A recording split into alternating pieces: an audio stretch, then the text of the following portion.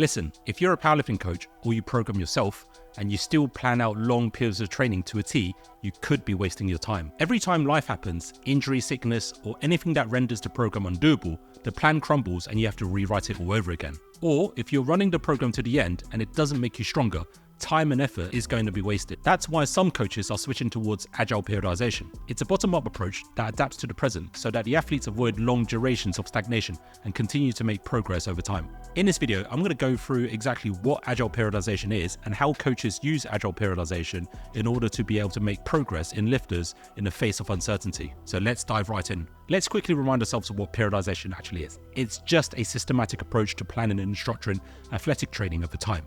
It often involves organizing training into specific periods with distinct goals and focuses. And the main purpose of this is just to optimize performance, prevent overtraining, and ensure peak conditions for certain competitions. The periodized program manages and varies training intensity, volume, and focuses throughout these phases, and athletes can theoretically maximize their physical development in a sequential way. This always starts with visualizing what we want in the long term, then breaking down how that looks like in smaller timeframes. For most coaches, top-down periodization involves planning out the training across time, dividing training into specific phases, and attributing each phase towards each different goal and quality, and then prescribing training in accordance to those qualities needed. Now, this makes a lot of sense for most sports where athletes require various physical qualities to be good at the sport, but some qualities are going to be more directly relevant than others. In powerlifting, you are singularly focused on developing muscle mass and strength. A traditional top-down approach to periodizing powerlifting training may look like having hypertrophy blocks, strength blocks, and then peaking blocks, all planned out months in advance based on specific dates. However, this method assumes that if you follow the plan precisely, progress will follow. The theory is that each phase builds onto the last one, setting you up for a big PR at the end of the cycle. This is called phase potentiation, where one block enhances the effect of subsequent blocks. But here's the thing, your athletes may get sick, go through stressful periods, or get injured. Also, their bodies may not necessarily respond in a way that you want to at any given stage, but then you're stuck with a program that isn't relevant anymore. But then you've got weeks left in a plan and no real guidance on how to change it. And so that's a problem with top-down periodization. Fundamentally, here's what top-down periodization assumes. First, it assumes consistency, that the athlete will be able to follow the plan without major interruptions or deviations. It assumes predictability, that you can forecast exactly how much and what training can and should be done to progress. And finally, it assumes continuous progression, that if you move from hypertrophy to strength to peaking, everything will work out perfectly and lifter will peak in time. Fundamentally, it relies on rule-based decision making, in the sense that if you do this type of training, then you get this type of physical quality. In the context of powerlifting, it's looking at generic guidelines for training for muscular strength and size. And if you look at some common prescription guidelines, you might get things like you need to train 65 to 75% of your 1 max training between 8 to 12 reps if you want to train for hypertrophy, and that you need to train between 3 to 6 reps in the 80 to 90% range if you want to train for strength.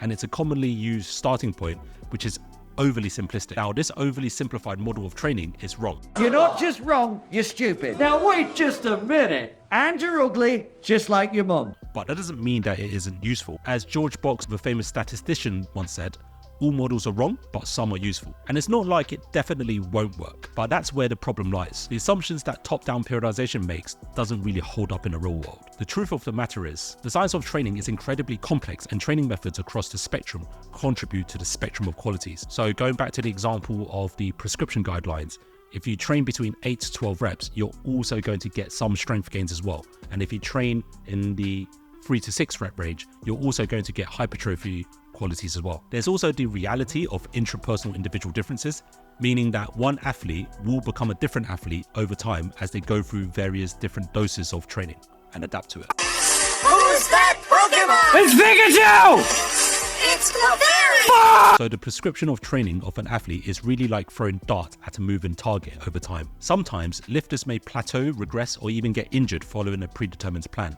Fundamentally, a training program given to a population of people with similar backgrounds and profiles will still bring about a range of different responses. So this puts the rule-based decision-making and therefore a top-down periodization approach under scrutiny. Different athletes need different approaches, and even the same athlete may need a different approach from one cycle to the next. And in powerlifting, the reality of strength training response is unpredictable. Training responses are influenced by so many factors, including technique, genetics, fatigue, stress, nutrition, and sleep. As powerlifting requires one singular quality, max strength, the combinations of training variable quantities, namely volume and intensity, can vary drastically. And one lifter may benefit from a program of a given amount of volume and intensity, but for another lifter, it may do nothing at all. But if you're locked into a rigid plan that you expect the athlete to run completely before evaluating its effectiveness, it's not possible to deviate if it just so happens that the athlete is running a suboptimal program with an ineffective training dose. So the lost potential can compound greatly over time if what is done is suboptimal. And as a consequence, you're left wondering how to salvage the cycle without throwing away the entire program. And in reality, you might actually have to, which is what makes excessive long-term planning potentially redundant. And that's where Agile Periodization comes in. In essence, it's a radically pragmatic approach to program. Now, this approach attempts to constantly adapt to the new information that emerges from the training response of short-term training. Now, this approach asks the question of what can be done here and now, what is going to give the most return on investment based on what's happening now, and what should be done now based on goals and priorities, all in the face of what we know. Instead of sticking to a rigid long-term plan, Agile Periodization allows for changes in direction based on real-time feedback, how the lifter is presenting, performing, and recovering. This system of inquiry is repeated on a very regular basis as an iterative process, and your athlete isn't chained to a predetermined path that might not even be relevant by the time that they reach the end of it. Instead, they're progressing based on their actual current capabilities and readiness to train. So where did Agile Periodization come from? Now, Agile Periodization borrows from the Agile methodology used in the IT and software development industry. It focuses on flexibility, collaboration, and responding to change rather than sticking to a fixed long-term plan. At its heart, Agile is about delivering value early and often and embracing change and improving through iteration. Now, for powerlifting, it means that your program adjusts based on how the lifter is performing in the present moment and the changing needs of the lifter, which is unpredictable the further in the future it is. And you don't have to wait to the end of the cycle to make adjustments. You make those tweaks as you go along. But that doesn't necessarily mean that you always react and respond every time there's a slight dip in performance. But that's the general essence of Agile Periodization. So, the long-term plan inherently emerges from repeatedly creating short-term plans, rather than the other way around. So what are the key principles for Agile Periodization for powerlifting? Now let's break down the key principles that Agile Periodization is predicated on. The first one is pragmatism, uncertainty-oriented, individuality, transference, and efficiency. Now the first one is the principle of pragmatism. So the definition of pragmatism refers to the way of dealing with problems that focuses on practical approaches and solutions, ones that will work in practice as opposed to being based in theory. It fundamentally values the effectiveness and efficiency over tradition or dogma. The need to be efficient forces us to adapt quickly to changing circumstances and responses. The second principle, which is core to Agile Periodization, is the principle of being oriented around uncertainty. Now, this principle recognizes two things that are inherently predictable: the future and human biology. Especially in the context of athletic performance and training responses, as much as we believe that we know how an athlete will respond from a given protocol, from it being indoctrinated with prescription guidelines and scientific research sessions, the fact is we don't. Often research guidelines and suggestions are based on averages across populations. If we rely on these to prescribe by default, we do a disservice to prescribing training towards the outliers. And if we are stubborn enough to impose a training prescription without paying attention to training response, we may end up doing more harm than good as coaches. Also, with regards to the future, we may hope that nothing in life interrupts training, but the longer you live, the more you realize that isn't the case at all. This is why Agile acknowledges the unforeseen circumstances or unexpected training outcomes may require quick adjustments. And by embracing uncertainty, Agile Periodization allows for more responsive and effective training strategies that can be tailored to the ever-changing situation.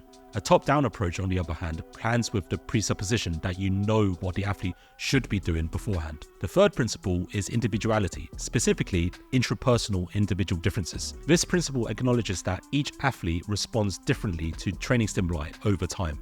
So what worked for a lifter in the past may not necessarily be effective anymore in the future. Now, why is this the case? Now, several things can and will happen. The first thing is adaptive resistance. Adaptive resistance refers to the phenomenon where the body becomes less responsive to a specific training stimulus over time, requiring changes in training stressor to continue making progress. This is basically progressive overload. The second thing is change in body shape. Now, when you get stronger and bigger, you physically become a different lifter by changing in the way you look. This may influence change in your technique, which makes the stimulus of each repetition different. Now, Agile Periodization takes these into account and adapts the training program accordingly to the reliance on continuous monitoring. This contrasts with traditional top-down approach to periodization, which can often delay the decision making. Fourth principle is transference. Traditional thinking for powerlifting programming is almost like a linear progression of specificity. This makes sense in theory since there are more specific adaptations on imposed demands. Now, if you compete in the squat, bench and deadlift, it makes sense that you increase exposure to higher intensity and lower volume in the exact competition lift. Most coaches who have coached long enough will eventually see that peaking powerlifters this way can sometimes not reap the results that you would expect to see. Now, specificity is obviously going to be key, but only to an extent. Now, variability is also going to be an important opposing end to that spectrum, but also to an extent as well. The optimal point between these ends of the spectrum of exercise and prescriptions is going to be where transference is going to be. So we are talking about what's going to transfer most to that lifter. Transference in the context of Agile Periodization is about thinking about what is going to transfer to the biggest boost in performance here and now. An example may be if a lifter historically does not pause their bench press well, a good possible variation may be the long pause bench press rather than a standard competition pause bench press. But then as time goes by, they may present a slightly different problem, which may mean that a different variation will be important. Another example may be to do with volume and intensity. Let's say we have an athlete that seems to respond really well to sets of 8, but when they reduce in rep ranges, their performance seems to hit a brick wall. Now, in the essence of pragmatism and uncertainty, we can say that it's very likely that what transfers really well are sets of 8 in a given intensity. So when it comes to peaking and tapering in the short term for this specific lifter, just because you are prepping for a comp doesn't mean you should necessarily get rid of the sets of 8 going into it. When you lump transference into the desire for certainty and predictability, you probably wouldn't get rid of the sets of 8, as there is real-life recent evidence showing that these sets of 8 are transferring to high rates of progress and performance. And at the end of the day, this is the true meaning of coaching the individual and evidence-based practice. The evidence in this scenario is in the observation, and this should be paramount when coaching powerlifters. Now let's look at the processes that are more specific for Agile Periodization. So the first one is going to be creating the minimal viable program. Now, the minimal viable program is core concept for Agile Periodization. Now, this involves creating the shortest functioning training program that meets the essential needs of the lifter while allowing for quick iterations and adjustments without doing too much excessive work. This ensures that the program remains flexible and adaptable to the lifter's training progress and response, rather than being overly rigid and planned out from the start. Nowadays, coaches who adopt a more agile approach will often plan out a single microcycle first to see how the lifter responds to it. The next process is monitoring, which involves analyzing the training response to the immediate training stress. With Agile, you can adjust based on real-time feedback, allowing lifters to recover sooner. And ultimately, if you program one unit of training at a time, this will ultimately reduce spending too long in a state of being overreached or overtrained. And so monitoring also involves tracking for top-end performance indicators such as estimated 1 rep max and the loads being performed, as well as monitoring fatigue markers where higher stress training starts to lead to reduced performance or increased intensity on certain loads. By frequently analyzing these metrics, you can then make data-driven decisions about training adjustment. Now, this continuous feedback loop allows for more precise and personalized programming, ultimately leading to more optimal momentum of progress through training blocks. Managing fatigue is one of the biggest advantages of Agile Periodization. If a lifter is showing a pattern of fatigued performance, Agile allows you to deload at the right time and consequently finish off the mesocycle or training block. However you progress the program in a block, what you end up with is a completed training block showing a clear time to peak performance in that training block. This can now form the basis of planning across slightly longer time frames. So rather than planning 1 week of training at a time, you may decide to plan for a month of training at a time. For example, if you ran a successful sequence of 6 weeks of training with a deload week, and now you end up with a potentially effective 6-week training block that you could potentially run again. Again, this is a situation where possible long-term plans emerge from short-term planning. And this is a situation where a top-down approach and a bottom-up approach meet. The next one is going to be collaboration. Now, collaboration is a crucial process for Agile Periodization, emphasizing on the importance of open communication between the coach and the athlete. This collaborative approach ensures that training decisions are made jointly, taking into account both the coach's expertise and the athlete's feedback. Now, why is this important? It's important because you want to maximize the chances of decisions being made in accordance to the reality of the situation. The Johari window is a tool used in psychology for understanding self-awareness, and it plays a significant role in this collaborative process. It consists of 4 quadrants: the open area, what both the coach and athlete know, the blind area, what others coach knows about the athlete but the athlete doesn't know, the hidden area, what the athlete knows about themselves but the coach does not know, the unknown area, what neither coach nor the athlete knows. Now in Agile Periodization, the goal is to try and expand this open area by reducing the blind and hidden areas. This is achieved through regular and honest communication and feedback sessions. The athlete shares their experiences, feelings and observations, while the coach provides insights and observations. And this collaborative approach, guided by this concept, leads to more informed decision making in training. And the more informed the decisions are made, the more likely that you're going to make an effective decision with training prescription. For example, knowing whether the drops in performance is due to overtraining or understimulating is going to be important, as the practical implications for both situations will be drastically different. And it allows for quick adjustments based on the comprehensive understanding of the athlete's state, both from external observations and internal experiences. Ultimately, this process enhances the effectiveness of Agile Periodization by ensuring that all relevant information is considered in the ongoing refinement of training. Another critical element is adapting to changing circumstances, such as changing competition schedules. Sometimes, competition dates change, or there is uncertainty of which day a specific athlete is going to be competing on. It's not unheard of for multi-day competitions that they will not necessarily confirm which entrants are competing on which day until closer to the time. So fundamentally, there is uncertainty about this, but you still need to plan ahead. Periodizing your programming with Agile will help you navigate these uncertainties. By staying adaptable, you can keep your lifter prepared regardless of what day that they are training on. So let's talk about combining Agile Periodization with a top-down approach to periodization.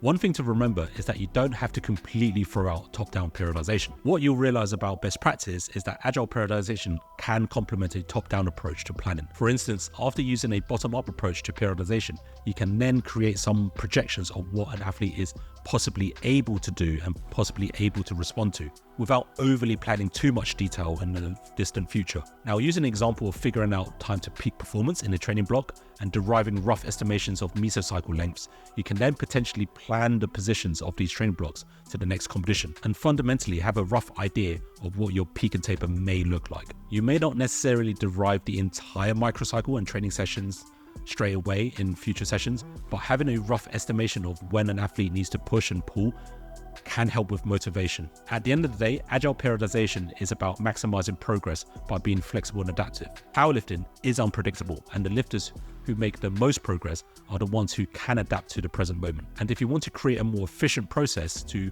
program design, it's time to start thinking agile. Thanks for watching, and if you're ready to take a deeper dive in other programming topics, make sure to check out my other videos on the channel.